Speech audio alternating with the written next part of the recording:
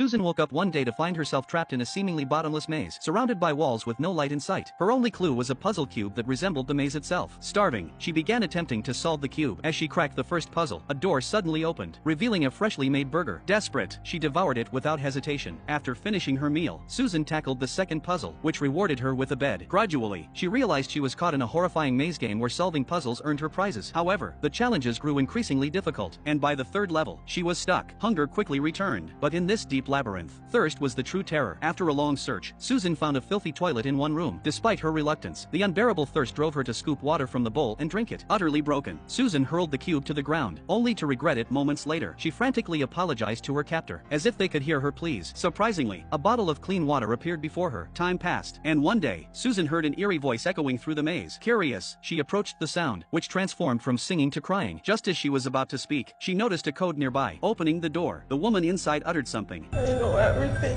I am the game. He promised me he'd send me home after.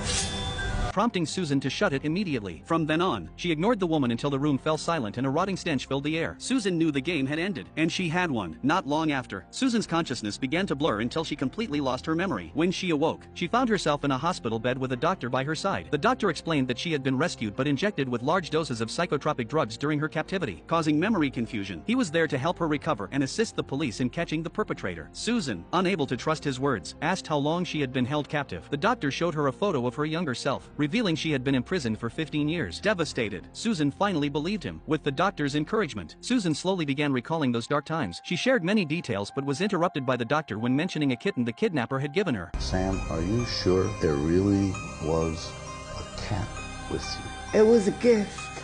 I'd like you to just unbutton your nightgown here.